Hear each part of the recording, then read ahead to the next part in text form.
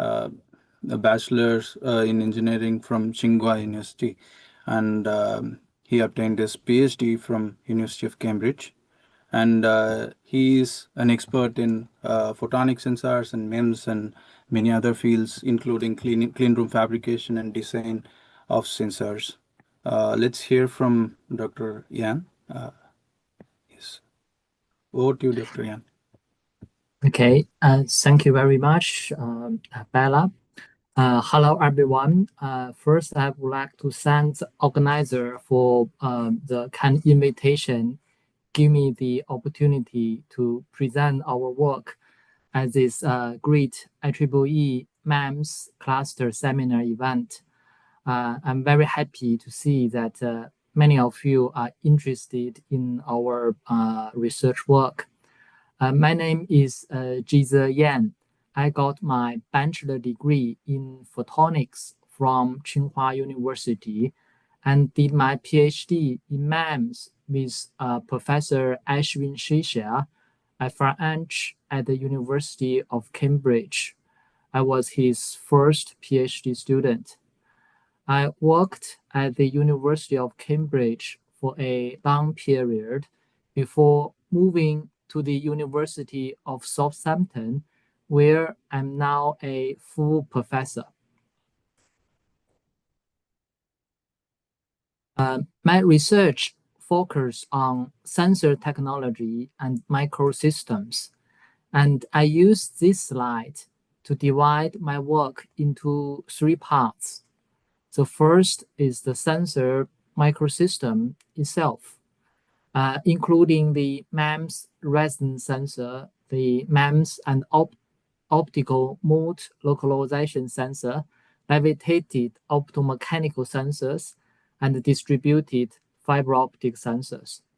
The second is the sensor supporting system, including the MEMS resonators, oscillators, energy harvesters, wireless sensor network, data analysis, matter surface, and MPW service. The third part is the sensing application, including the infrastructure safety, clean energy, and space, healthcare, and quantum. Let's start with the MEMS resonant sensors, and also the MEMS resonators and oscillators. This start from my PhD work with Professor Ashwin Shisha, and that is on the high quality factor MEMS resonators. The quality factor of a MEMS resonator is defined as the total vibrational energy stored in a resonator divided by the energy loss per vibrating cycle. A large volume means the system has very low damping, and the damping factor is an important parameter in resonant MEMS systems, determined by many factors such as material damping, air damping, anchor damping, and thermoelastic damping, and other dampings. We have demonstrated a family of high-Q MEMS resonators, several of which can reach high quality factors in millions. The IQ MEMS resonators are very useful for MEMS applications. And for instance, in the MEMS silicon oscillators, the high Q will means the low frequency, low phase noise, low power consumption, and high frequency stability. And our project partner, NXP Semiconductor, and commercialized these MEMS silicon oscillators in 2012. And the high-Q MEMS resonators also provide a better resolution for MEMS resonance sensors. And this page shows a list of interesting devices and platforms. And the top left figure shows a high-Q MEMS resonator in square shape, vibrating such that two sides push out, and the two other side push in. And the Q can be as high as 3 million, which was the world record at that time. And the first author of this work is Joshua Lee. And the bottom left figure, which showing a tuning fork shaped resonator with an interesting coupling mode that you can see in the right picture that result a very narrow bandwidth MEMS filters. That was also a world record for the filter at that time. And the top right figure shows a MEMS resonator placing the amplifiers that can forming MEMS oscillators. And particularly for this case, it is functional in air. And we have been using the MEMS oscillators for biosensor applications. And the bottom right figure shows a system of two coupled square resonators, and one square is used for sensing and the other for driving, with a short beam in the middle to transfer the energy between them. And this page shows a practical application for MEMS sensors, the MEMS string gauge. In the 50 years old Prague metro, there are cracks in the turning lining wall. By playing the MEMS sensors across the cracks, and the crack opening information can be converted into string on the device, which is then measured by the oscillator setup. We are working together with CNR in Bologna, Italy, and have developed a complete solution for this technology. And our Italian collaborator has commercialized this technology. If you would like to purchase a MEMS string gauge, you can contact me or them. And the device performance is excellent. The vacuum solution in our early prototype has already lasted more than 10 years. And then I would like to discuss a MEMS mode localization sensors. And this page shows the this sensor, and it can improve the sensitivity of MEMS resonance sensors. And the key concept is that in an array of identical resonators, and in this case, two resonators, if they are coupled through weak couplings, a small perturbation in one of the resonator will strongly affect the coupled oscillation and cause the vibration modes to localize. And the sensitivity can be improved by 3 or 4 orders of magnitude, and the design also offer excellent common mode rejection to resist the environmental fluctuations. And this technology has been licensed to the silicon microgravity that is led by Professor Ashwin Shisha. And the first author of this work is Dr. Pratt.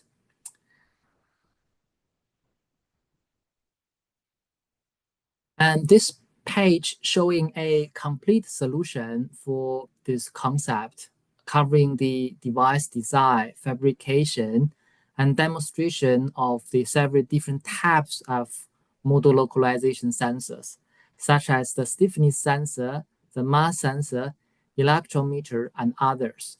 And the sensitivity can be improved by 3 to 4 orders of magnitude, prepared for the MEMS resonance sensors. And now let's move to the optical mode localized sensors. Following our MEMS model localization work at Cambridge, my group at Southampton also explored the optical type of sensors. We demonstrated in an optical domain, we can also build the optical mode localization sensors. And we developed two versions of the optical mode localization sensors. And this page showing that is a fiber-based sensor. And in the picture, you can see the two fiber rings coupled using a coupler with heaters used to provide temperature variation. And my student, Yu Feng, is the first author of this work. He's now an assistant professor. And in the work, we have demonstrated, as shown in the left and the right pictures, that the slope of the frequency variation is 0.0012% per degree. And the slope of the amplitude variation is about 2% degree. And this represents a 1,000-fold improvement in sensitivity. And my student, my Southampton PhD student, Shumeng Wang, is the first author of this work. He's now an assistant professor as well. We then move to the on-chip optical sensors, and this is the on-chip version of the optical mode localization sensor. It has two micro rings and two waveguide and three parts of the on-chip thermal heaters. And the results are very clear. The frequency variation is 0.0043% per degree, and the amplitude variation can be like 70% per degree. And it's about a 4,000-fold improvement. The result is close to that of the MEMS mode localization sensors. Now I would like to move to the energy harvester. The energy harvester can be very useful in the real sensing applications, as the battery-powered sensor network usually require the replacement from time to time. This can be very costly, especially when there are thousands or even millions of sensors. And energy harvesters can directly obtain the energy from the environment. Traditionally, people use the direct excitation to induce vibration, which vibrate at its natural frequency. That is shown as the left part. But in our case, we use parametric excitation. That the driving force is is vertical to the excitation. And there's a YouTube link which is made by Dr. Yu Jia, who is the first author of this work. He's a senior lecturer at the Austin University now, and he was also a PhD student of Professor Ashwin Shisha. And one of the key innovations of this concept, compared with the traditional solution, is that it achieves 10 times higher the power output and 5 times wider the operational bandwidth. And this page shows a list of prototypes for this type of energy harvester using the different transduction mechanisms, including electromagnetic, or we call it magnetic approach, or piezoelectric, the PZT approach, and electrostatic, that is MEMS approach. We are the first in the world to develop the MEMS parametric vibration energy harvesters. And we have licensed this technology to our co-founded company called 8Power, which received over £5 million in investment. And in the past few slides, we have discussed the MEMS and the optical sensor solutions, as well as the energy harvesting solutions. Now let's move to the wireless sensor network, or we call it WSN. So a WSN is a group of spatially distributed sensors that can automatically monitor the physical parameters. These sensors can transmit their data coherently to a main station, allow us to form a large sensing network that cover a wide range or wide area. And especially they are the typical Internet of Things or called IoT solutions. And Dr. Josie Hughes, who was a master student at Cambridge with us and has contributed to this work. She's now an assistant professor at EPFL at Switzerland. And this slide showing the our wireless sensor network deployment, which is done at the Cambridge Smart Infrastructure and Construction Center. And Professor Kanichi Soga gave us a great opportunity to trial the wireless sensor network at a large number of real civil engineering sites for structural health monitoring of tunnels, stations, shafts, bridges, and more. And here I would like particularly to mention Ms. Hiba Bevan, who was a PhD student when she worked on the wireless sensor network with us at Cambridge. She later founded the startup company Atterbury and was awarded an OBE for her service to innovation technology and STEM education. Just now, we discussed many aspects of the point sensors. You see, the point sensor can be very accurate and the cost per sensor is low. However, they have limitations. The number of measurement points is limited, and installing a large number of sensors can be costly. They require waterproof packaging, and long-term maintenance is difficult. And I'm going to discuss the distributed fiber optic sensor, or DFOS, which can use the optical fiber to measure strain, temperature, vibration, and many other physical parameters over a very long distance. They can replace thousands of point sensors, and the cost of the fiber is very low, and it does not require the waterproof packaging. This is a picture from a review paper led by my PhD student Gao Han, who summarized the different types of DFOS. And based on different spatial resolutions and sensing range, there are more than 10 types of DFOS. And one major distinction is the types of optical signal source, whether it is a pulse signal, a frequency swap signal, or both. We have worked on several of these types. The first is the BOTDR system. The page shows the basic principle of BOTDR. We send an optical pulse signal into the fiber, and the fiber length can be as long as 100 kilometers.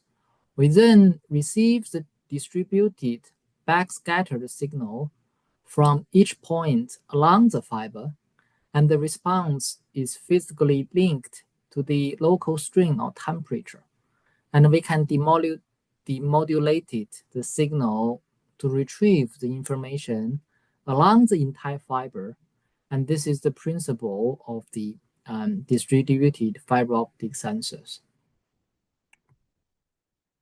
And I will now show our work on BOTDR. We built this especially for civil engineering application, setting the sensing range to 1 kilometer. We invented a method called small gain stimulated BOTDR and used short-time Fourier transform to obtain the result. The first author is Bo Li, who was our previous PhD student at Cambridge and is now a university faculty member. And thanks to our sensing method, the system cost is half that of commercial solutions. The red pictures shows our prototype, which was named Alicia after my daughter's name. And the system can achieve 1 kilometer sensing distance, 0.5 meters spatial resolution, and plus minus 1 degree temperature accuracy, 7 micron string accuracy, and 20 Hz dynamic sensing capabilities. And the bottom picture compares the performance of our system with a commercial solution and showing that our system performs better. And Dr. Lingqing Luo, who was our PhD student at Cambridge, he moved to USA and further developed the system. And the system has widely deployed at the many application sites in USA. He now holds a permanent position at UC Berkeley.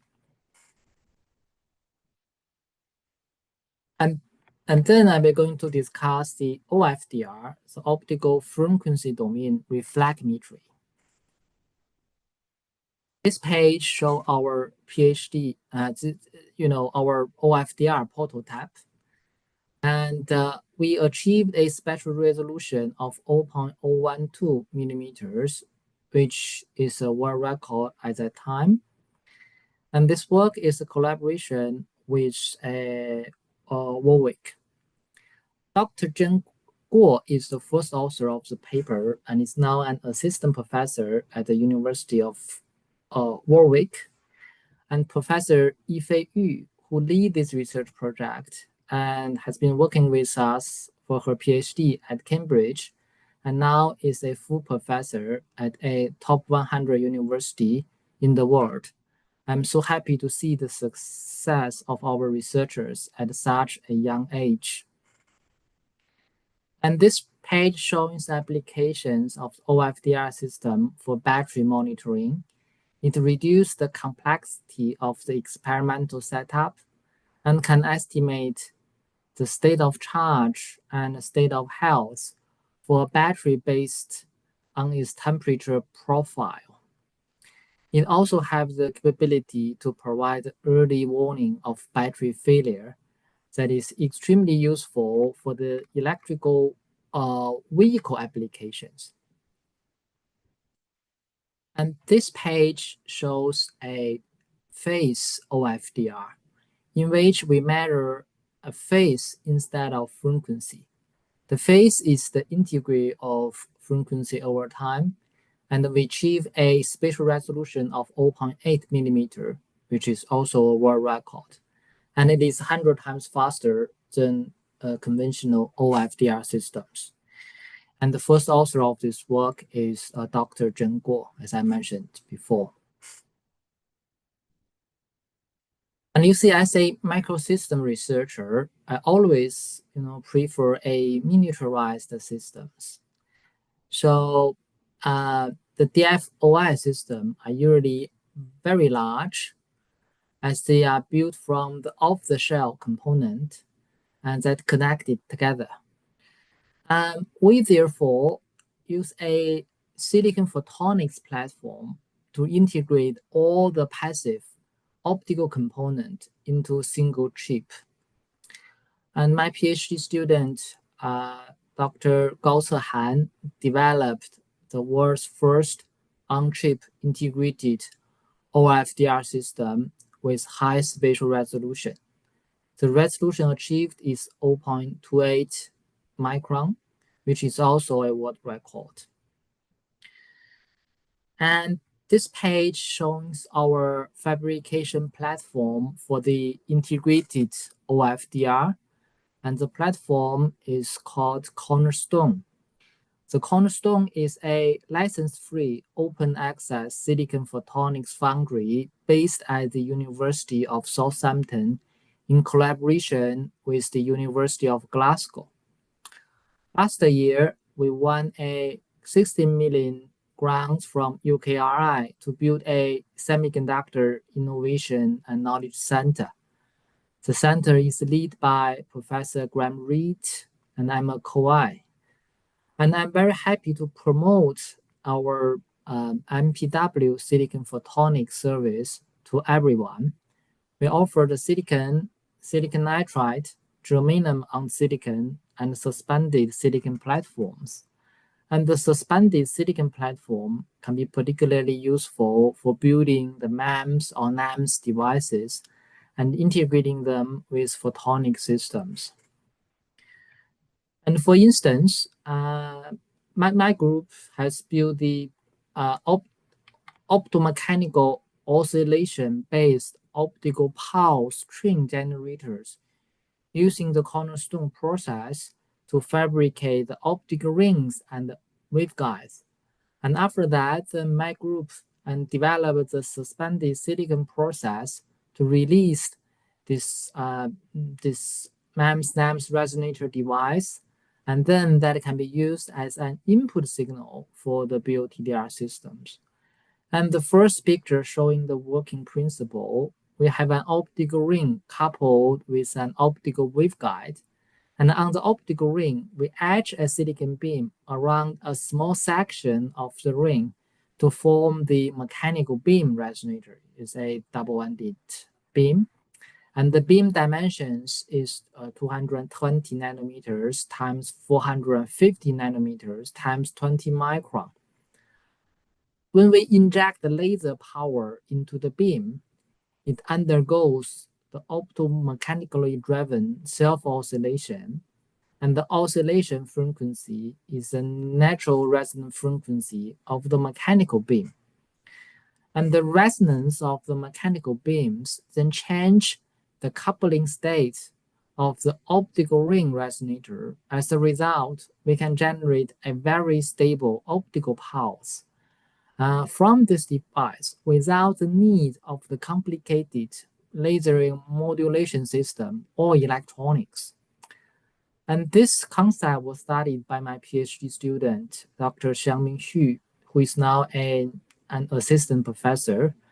And my current PhD student, Ms. Weilin Jin, has experimentally demonstrated this concept.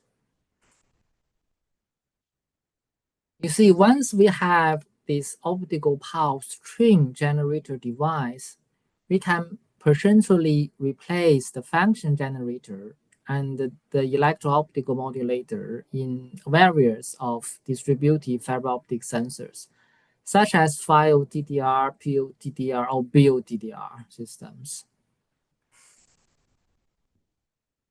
Also, this device has the potential to generate frequency sweeping signal. And in the figure, and based on the initial setup as shown before, if we add a broadband laser, when the mechanical resonator is driven into the oscillation by a strong laser, it swaps the optical cavity and filters the broadband laser and produce a frequency sweep optic output. And we are working on this, and if successful, we will be able to build a much simpler on-chip OFDR system. And you see, as I mentioned, I'm a microsystem system, so I always want to, integrate or make this large system smaller. So we're working and try to realize this. Now let's move to the levitated optomechanical sensors, or we call it LOMS. And in LOMS, we use a laser to construct a special light field that against the gravity, thereby you will be able to levitate a very small, tiny silica particles. And in 2017, the Professor Hendrik Ulbrich demonstrated that the quality factor of the LOMS can reach 10 to the power of 8. That is about 100 times better than MEMS at that time. Now the MEMS cube is very high. Yeah, it's much higher than a million. And as you shown in the cartoon, our Earth actually it precises slightly each year, complete a full precession cycle in about more than 20,000 years. And in 2018, also Hendrik demonstrated that the LOMs can have the precession as well for that very tiny small particles. And the quality factor of these rotational LOMs can reach by 10 to the power of 11. This has been demonstrated by researchers at King's College of London. And I developed a research proposal to use this precession effect to measure gravity with support from Hendrik. And the proposal was funded by EPSRC. I'm a microsystem person, so I want to have smaller system. So the LOM system is also big. So I developed the metal surface and the metal lens system, and in which we place a large number of nanopillars on top of wafers. And these nanopillars are so small that they are shorter than the wavelengths of light. And such subwavelength features can control light. And my PhD student, Chuang Sun and Hailong Pi, developed the world's first metal lens system for light trapping and rotating nanoparticles at the same time. And this work significantly simplified the LOM's optical trapping systems. And my PhD student, Xiangming Xu, has taken the idea further and developed the world's smallest gyroscope with his collaborators.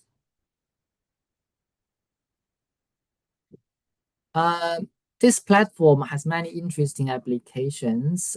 It can, or I hope it can serve as a test bed for both the theoretical and experimental physics. For example, it possibly can be used to explore the quantum theory predicted by the holographic duality, if we can make it sensitive enough, and the collapse models, and eventually study the interplay between the quantum theory and the gravity. Now let's talk about a little bit more about the metal surface or metal lens. These devices, as shown in the top right figures, it includes arrays, many of these subwavelength nanopillars fabricated on a fiber. And it can offering the multiple degrees of freedom to precisely control the amplitude, phase, and the polarization of light and the electromagnetic waves. They are ultra lightweight and ultra thin, and making them well suited for miniaturization and large-scale manufacturing. They are also CMOS compatible and enabling the seamless integration of the existing semiconductor fabrication processes. My group at Southampton has recently developed different fabrication platforms for metal surface. Now we cover a broad spectrum from visible to infrared. Last year, we developed the UK's largest metal surface that is 2-inch in diameter, that is whole wafer scale metal lens. And this year, we developed 4-inch metal surface that is matching the world record set by the Harvard University last year. We have using this technology to develop innovative multifunctional microscope systems, including the dual mode microscope and the trifocal microscopes. We're also working on satellite telescope systems, such as that our metal lens weighs only about 1% of a traditional optical lens because it is made by wafer, it is flat. And I believe this technology will be very useful for space application. where preload weight is a critical factor for satellite.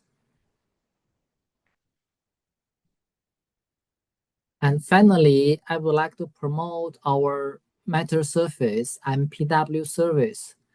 And my group run a multi-user wafer fabrication on a monthly basis to ensure consistent access and timely delivery for all our collaborators. We already support collaboration across UK, USA, Germany, Australia, and Singapore. And our next one will be a silicon metal surface for MIR applications. We also have the silicon nitride for visible wavelengths, alpha silicon for near infrared, that is about 1550 nanometers. And for the silicon metal surface for MIR, we plan to start fabrication in September and finish in October.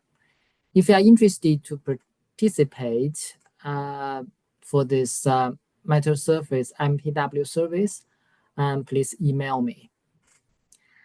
And here, I would like to sincerely thank all of my collaborators and the team members. Without their significant contribution, this work would not have been possible.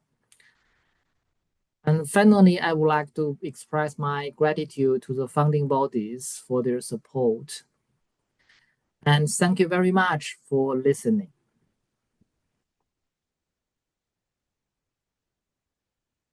Thank you so much, Professor Yan. It was really an inspiring presentation. Especially, I was so impressed with the cornerstone MPW silicon photonics foundry, as well as the other MPW foundry, which we are showing with multiple different materials that can be fabricated, that will be useful for the MEMS community in IEEE. So thank you very much for giving this wonderful talk. And I request all the participants to put their questions on the chat box, and I can read them out one by one.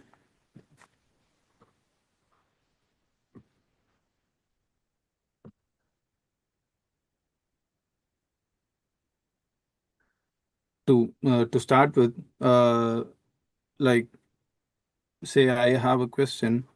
It was a very interesting slide on the LOMS system, which you showed, where you were reaching very high quality factors. But what would be the effect of noise, and whether these can be used for like real-time sensing in what kind of sensing applications it can be applied to? The quality factor demonstrated is by the Professor Hendrik Ulbrich, as I mentioned. He's also a professor at University of Southampton, and the very, very high 10 to the power 11 is done by KCL. And I think as far as I understand, they are using some methods such as the raining down method. So they were using that way to predict, the oscillation and predict the noise factor based on that. And you mentioned it very important for our MEMS people. We care about phase noise, these kind of things. Yes. And also the dynamics of it, whether these things can be get dynamic informations.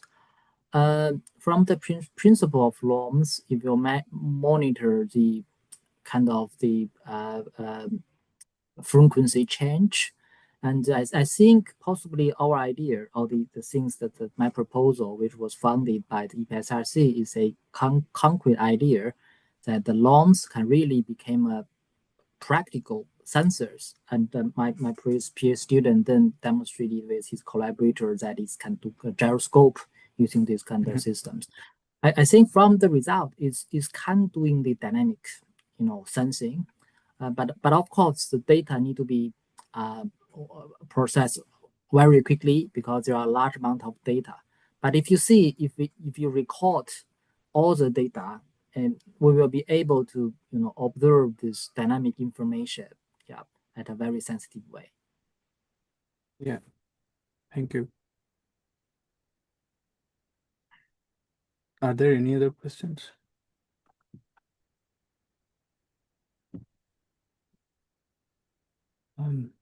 I think, Dr. Veda, I think you can unmute yourself and. Yeah. Thank you, Professor Yan. This was an amazing talk. One of the best I have seen, at least in terms of how people can use MEMS technology. My question is more for all users. How do we access the metasurface MPW run? Is it by emailing to you, or is there a website where they can book a slot? We don't have a website yet. Please just email me. Then I will see that you see I mentioned 3 runs. One is silicon nitride for visible wavelengths. One is alpha silicon for 1550 nanometers. That is a telecommunication wavelengths, and one is mid infrared, is a silicon based. And then we have a rotation mechanism. So if you send me that you request, and then we can have a further discussion to see that which service that you can put into it. And do you have like a PDK, some design rules that can be shared, which people can use while designing before approaching you? We don't have this open PDK. That we our group have a lot of design experience. I think usually that from the current stage is that we're working together with our collaborators, especially let's say people are studying this topological topological photons or OAM or these kind of things. And if you are interested to produce a particular phase or amplitude to control the light or electromagnetic wave, you can let us know, and then we will be able to produce this for you. But let's say if you have your own design capability, it's also fine.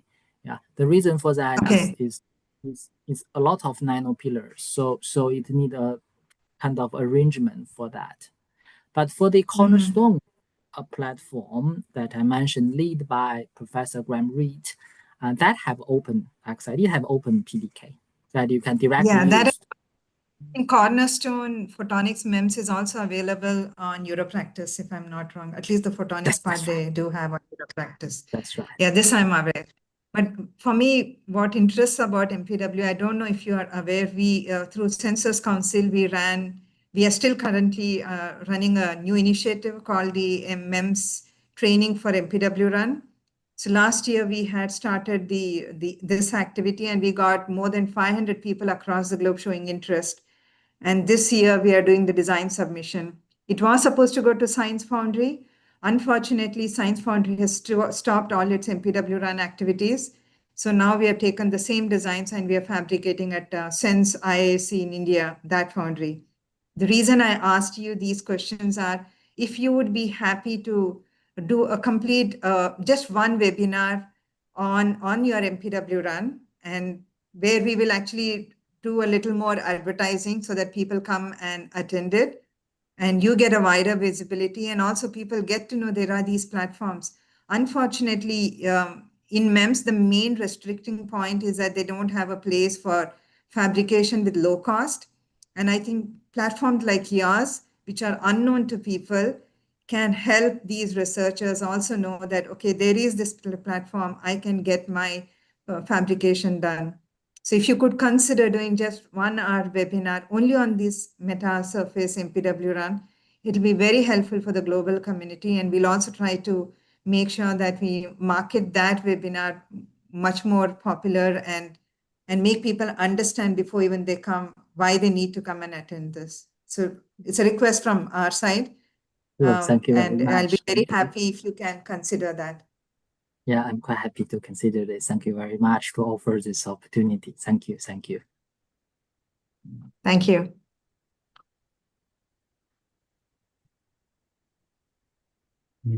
Bob, I have a quick question. Yeah, please. Yes. Thank you very much again, Professor Yan. I think it was a really exciting talk. So my question is, can you just highlight some of the challenges you faced while coupling optical with mechanical systems? I think traditionally, if we purely doing MEMS, usually we're using a very typical MEMS approach, actuation approach, right?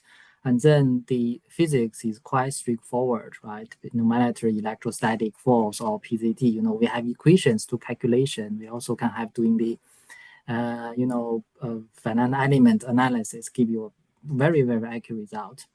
And for the optical mechanical systems, you see the system is more complicated because the MEMS is much slower than the photon. The photonic is much faster. So when doing the calculation, if you're using analytical equations, that you can sometimes find out this is easy into some unstable range. Maybe the system you cannot drive it using a laser system. And also for doing the analysis, it can be very slow. Let's say consider finite element analysis. You will need a complicated element which have both the mechanical elements and also the photonics, optics element. So it can be very slow. And also because the time difference, you see, the photon, the time scale is very, very slow. So when we're doing these things, it's quite difficult to doing this kind of simulation. So many times, we will need to have doing the device design, doing some tests, and then okay, that works, and then we further improve it, and then find some better way to doing analysis or calculation. Thank you.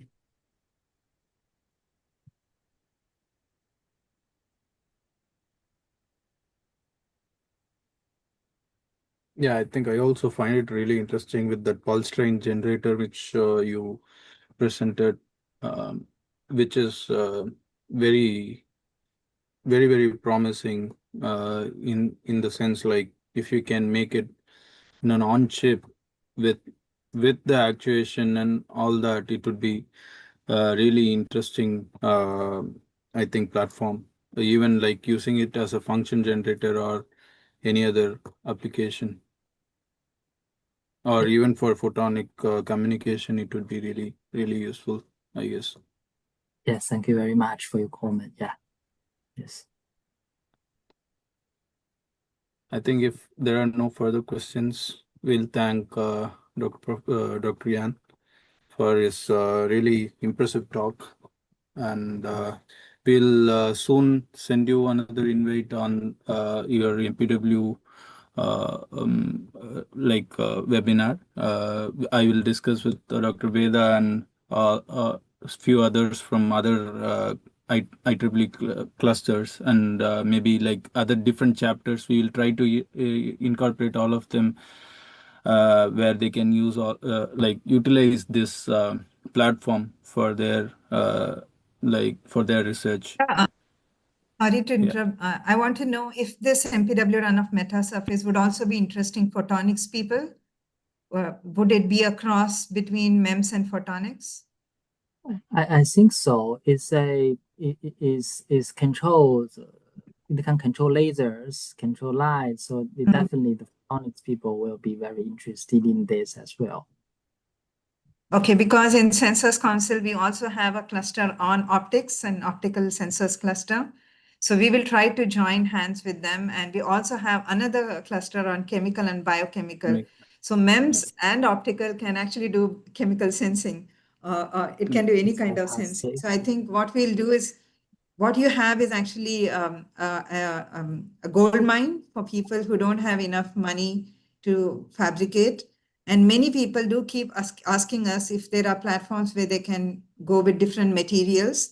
Unfortunately, the MPW runs of MEMS are today very traditional in terms of just a piezo material, or they can just do a SOI based, but they can't do niche materials like metasurfaces. So I think what you have is really something that we should be encashing on, and we should tell the wider community that this exists.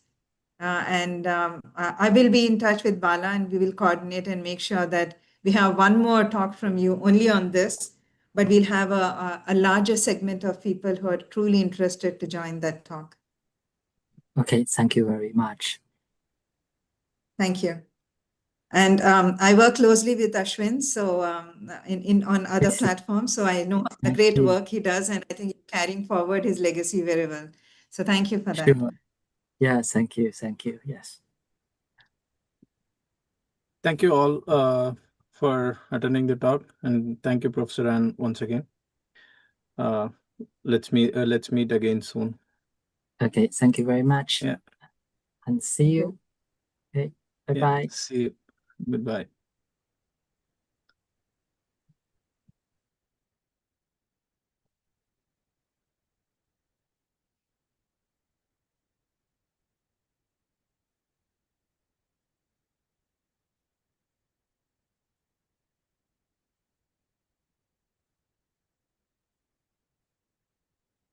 Yeah, we can end this now. Yeah, I was texting you actually. No, no. Even if you Okay. end this meeting, it will get closed. Everything will Okay. get. Okay. Yeah. So take care, Priyank. It was so helpful. Please take care. I will try to contact you some other time, and hopefully by that time you get. Yes. No Yeah. worry. No worry.